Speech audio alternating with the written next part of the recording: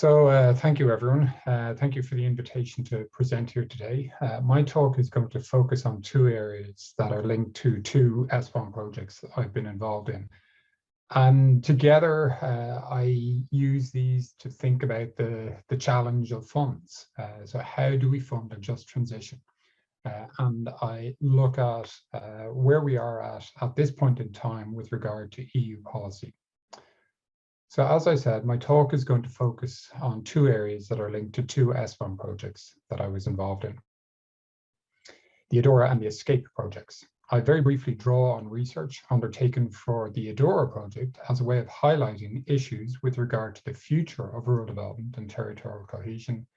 And I then draw on the ESCAPE project to highlight issues relating to the emergence of a just transition and the implications that might have for rural territories. So next slide. So the EDORA project, the overall objective was to describe the main processes of change which are resulting in the increasing differentiation of rural areas. One of the core objectives of the EDORA project was to explore how these dominant drivers might influence the future development of rural regions in Europe. And my role in the EDORA project was to undertake a foresight analysis or a foresight study. Based on a review of previous foresight studies and discussions with an expert group and input from other EDORA partners, the response of society to the threats posed by climate change and capacity of member states to direct strategic development were selected as key drivers of future change conditioning rural development. So these were our two key focal points. It's that societal response. So it's not climate change itself, but rather how society responds. Does it respond quickly or does it respond slowly? And then there's the strategic element or the governance dimension in terms of whether the market is given a very important role or whether the state also plays an important role as well. So that's what the diagram tries to capture. So 4 scenarios were developed. So the first one foresees a gradual response to climate change combined with low levels of state or EU supports. And then we have the others, which move around the graphic that you can see there. So we have gradual response to climate change combined with high levels of state and EU supports and intervention. Then we have a rapid response on the part of society to climate change combined with low levels of state and EU supports. And then finally, we have a rapid response to climate change combined with high levels of state and EU supports. These scenarios were developed over 10 years ago. And what's interesting is that since they've been developed, what we are increasingly seeing is a blend of scenarios where the EU and member states are being more proactive and the market is also being more proactive as well. The key finding from the evaluation of these scenarios is that most peripheral regions, particularly those dependent on primary industries, would be negatively impacted, and this would drive a cycle of decline or shrinkage.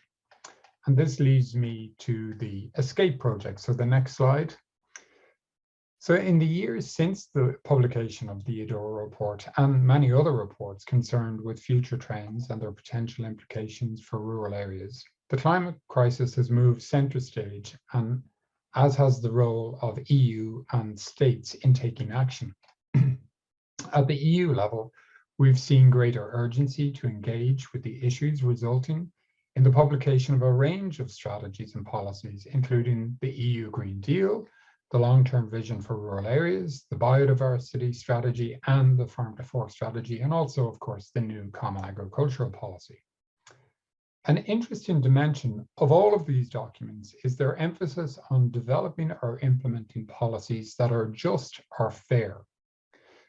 The emergence of this perspective reflects concerns regarding the potentially unequal burden placed on different groups in society and different economic sectors as the EU and as member states attempt to overcome the challenges and to realize the opportunities that they are faced with at this particular point in time. So more recently, I've been involved in some of these issues through the ESPON Escape project. And whilst my work in that project was mainly focused on understanding the possible policy options and responses to demographic changes, so i.e. shrinking rural populations, the policy stakeholders I interviewed placed significant emphasis on the social processes of the climate transition. In particular, they stressed the need to take into consideration the need for transitions that provide opportunities within shrinking rural regions, and that these opportunities need to benefit the communities living in these places. So this brings us to the concept of just or fair transitions. And the concept of a just transition has, as a consequence of its recent inclusion in the EU and other places' Green Deal initiatives, has moved from one that was primarily focused on protecting labor rights and welfare in the context of adapting to or mitigating the effects of climate change, to one that's trying to ensure that no one is left behind in the green transition. So next slide, please. In terms of the EU approach to just transition, well, unsurprisingly, given the centrality of greenhouse gases to the climate crisis, just transition frameworks were originally closely linked to the changes required in the scale and functioning of the global fossil fuel industries. More recently, just transition has morphed into an integrative concept and is being applied to all economic sectors and all people, not just workers.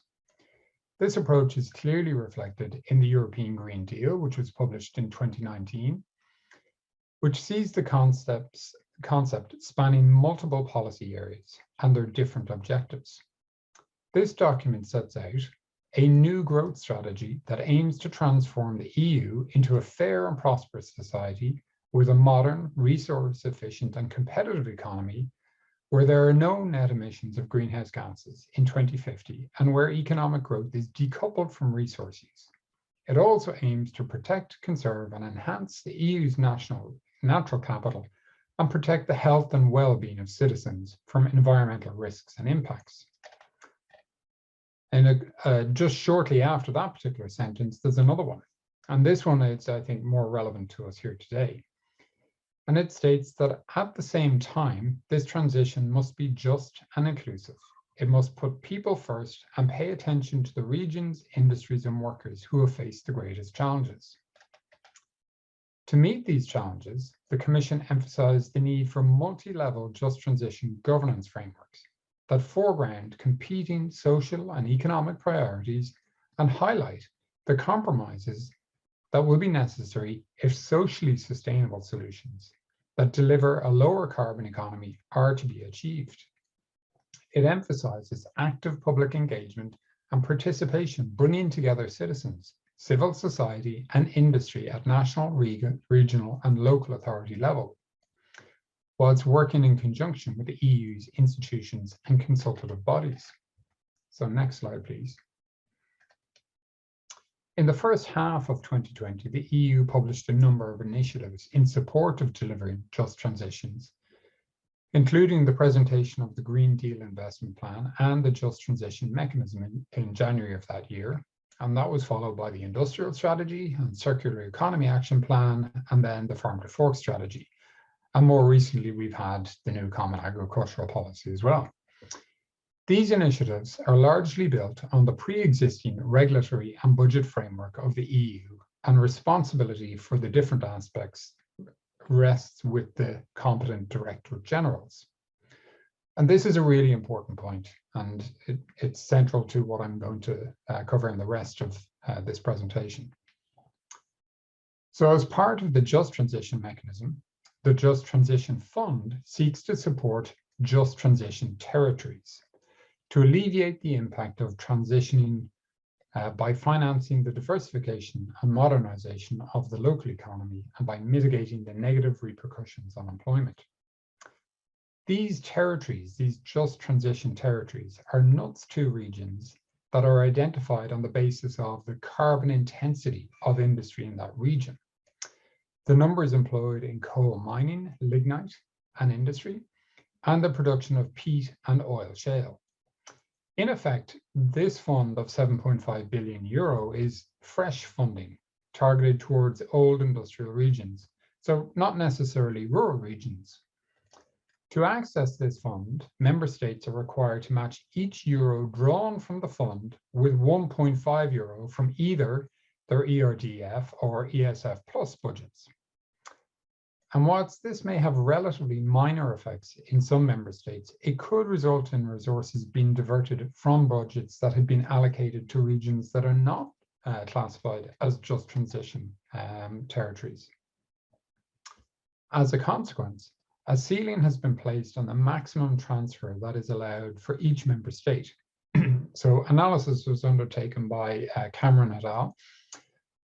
And this provides a critical assessment of the fund and highlights a range of issues. They suggest that the fund of €7.5 billion is small in the context of estimates that decarbonising the EU economy will require over €300 billion per year. And it is predominantly aimed at encouraging member states with large fossil fuel sectors to engage with EU climate objectives. In addition, this report concludes that based on current proposals, it is possible that €7.5 billion will be reallocated from other cohesion policy funds. And this would represent a partial reallocation from some countries, mainly Italy, Spain, Portugal, and Hungary, to others, mainly Poland, Germany, Czechia, and Bulgaria. Next slide, please. So then we look at agriculture and rural policy. And here we have something slightly different. We have a different emphasis. So the other core element of the Green Deal of direct relevance to rural regions is the Farm to Fork strategy published in May of 2020. And what's interesting here is that this document applies a slightly different language and talks of a fair transition, although it doesn't explicitly define what that is. And whilst the strategy is highly attuned to the need to take account of different starting points and differences in improving potential in the member states, there is relatively little discussion of the implications of the challenges or the potential opportunities presented by the Green Deal and a just transition or fair transition for rural regions. Furthermore, the focus on food production, unsurprising given the title of the strategy, means that relatively little consideration is given to the implications, just or otherwise, for broader rural economies or societies. This is despite the acceptance within the Farm to Fork strategy that a transition to sustainability of the food system will change the economic fabric in many EU regions and their patterns of interaction. Of relevance to all rural regions is the proposed EU carbon farming initiative, which incentivizes carbon sequestration by farmers and foresters. Implicit in this initiative is the need for extensive tracts of land to be given over to absorbing carbon, either through changes in farming practices or changes in land use. As a consequence, remote, inaccessible, and mountainous areas where farming may be more extensive to begin with, or natural conditions favor production of carbon sinks, so for example, forests or restored bogs, may have a competitive advantage. Such developments are seen as an opportunity for sustainable farming practices to remove CO2 from the atmosphere and contribute to the EU's climate neutrality objective.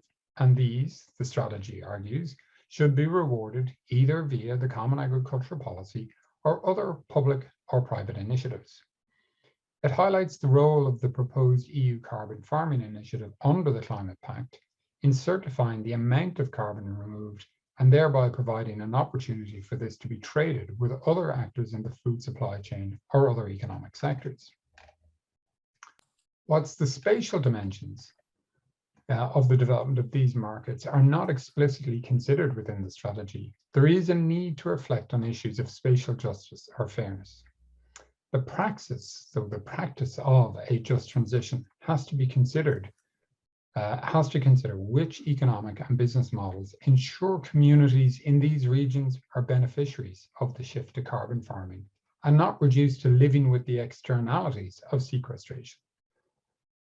So, for example, rapid land use change associated with the large scale of afforestation or development of solar or wind farms, which preclude or stymie the growth of other sectors in these rural regions. David, you have about 2 minutes left. The Commission appears to be based on public consultations on the identification of the environmental, social, and economic impacts, and on analyses of how small and medium-sized enterprises are affected and innovation fostered or hindered. Impact assessments will contribute to making efficient policy choices at minimum cost in line with the objectives of the Green Deal. There is, however, the need to ensure that public consultation gives voice to the diversity of communities that make their lives and livelihoods in regions that may be expected to play a key role in the development of the EU Carbon Farming Initiative. And finally, the last slide, some conclusions. So there's much that is worthy in the concept of just transitions. The implicit sense of fairness is, in a world coming to grips with the COVID-19 pandemic, and a greater understanding of the far-reaching and fundamental changes associated with the need to tackle climate change, are something that most will identify with. Taken together, this may lead to public support for the concept. The challenge is one of adapting existing policy frameworks and associated governance structures to support transitions that are not only environmentally, economically, and socially just, but also spatially just. Whilst the EU is at the very early stage in the development of policies and instruments to support just transitions, there are already clear issues pointing to the complexity of delivering on the promise explicit in this concept. These are reflected in the challenges of designing initiatives that fit within the current EU budgetary framework and deliver across a range of EU policy objectives. The risk is, as evidenced by the carving out of a Just Transition Fund from a fixed budget, that the available resources are spread thinly over a range of policy priorities or give rise to distortions in internal budget allocations that inadvertently disadvantage some types of regions. In terms of realizing opportunities in rural regions, particularly those that are shrinking or at risk of doing so, careful consideration needs to be given to the design and governance of market-based systems associated with carbon sequestration to ensure that communities in these places gain from the development of this service. Whilst there may be significant potential in rural regions, there are resources and capacity issues that may prevent the benefits from being realized in these regions and for these communities. The EU support for the implementation of policies that underpin the Green Deal need to also support member states to take responsibility for developing measures that can be implemented by rural communities that generate community wealth. That is, that the benefits of developing green infrastructure are shared with and in rural regions. To this end, member states should apply multi-actor participatory approaches and not just consultation in developing these measures to ensure that they are appropriate to rural areas and that rural communities have the capacity to implement them. And that is the end of my presentation. Thank you very much.